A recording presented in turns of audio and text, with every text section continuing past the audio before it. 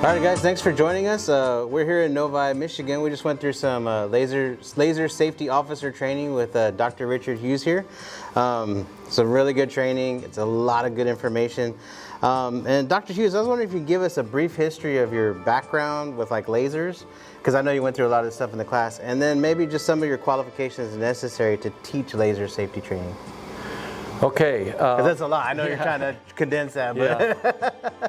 Well, first of all, I started working with lasers 2 years after the first laser was made.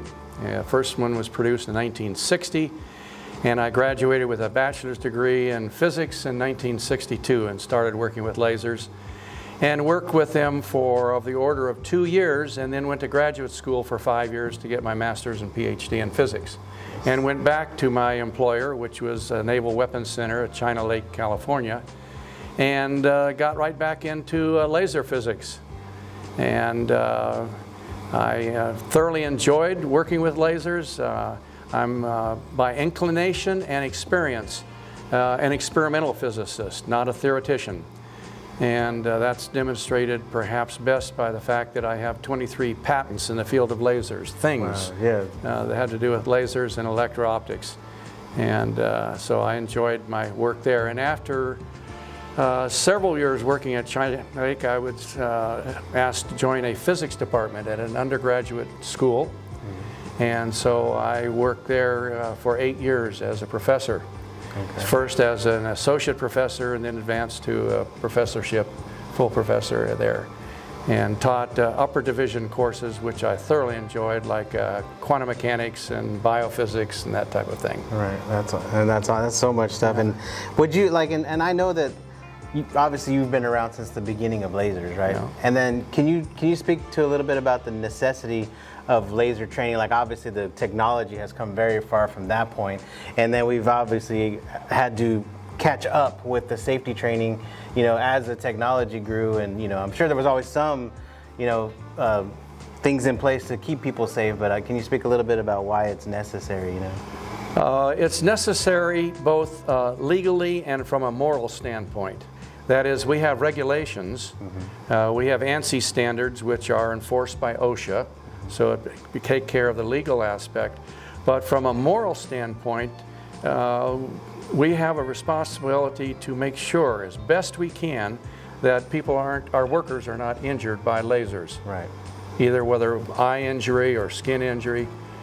So again, it's both moral and legal reasons for it. Yeah, it's really good training. And like most of our viewers are small business people, people who would purchase our lasers. Obviously, when they get home, some of it is home-based, some of it is in a actual store that they own or something like that. What would you say to someone who's like on the fence about doing a training like this, or you know, like, oh, do I really need training, or you know?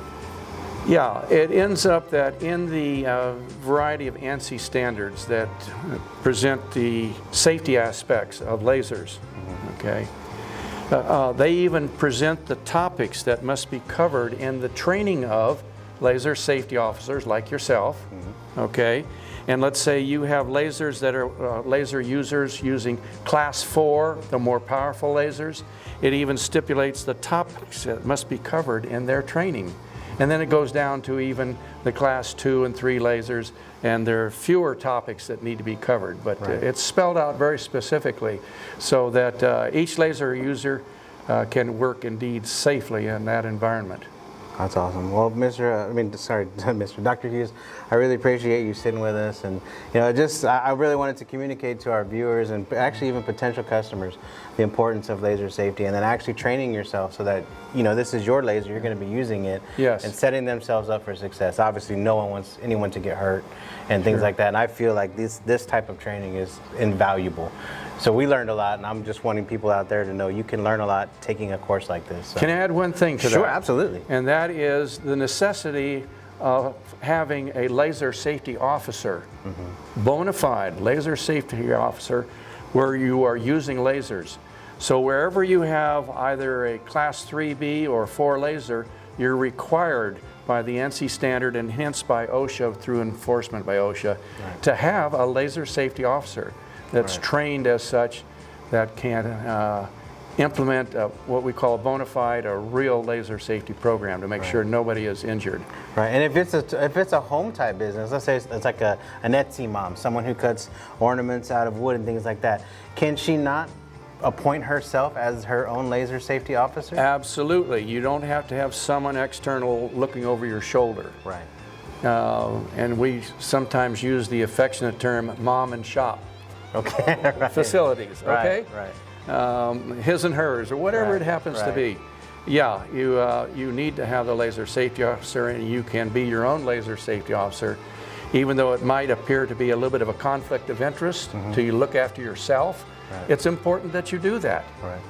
to, again, prevent not only eye and skin injuries, to make sure that you don't have any other type of injuries, electrical from the power supply, gas from the gas, high pressure gas, or whatever it might be. It's really important that you do have. Yeah, there were so many topics covered and things that I didn't even actually think about. Obviously the different types of hazards that you would need to think about when operating or having a laser in your facility. So it was really good training, and I really, really appreciated that. Well, thank you for your comment. I'm glad you enjoyed it. All right, guys, till next time, tune in.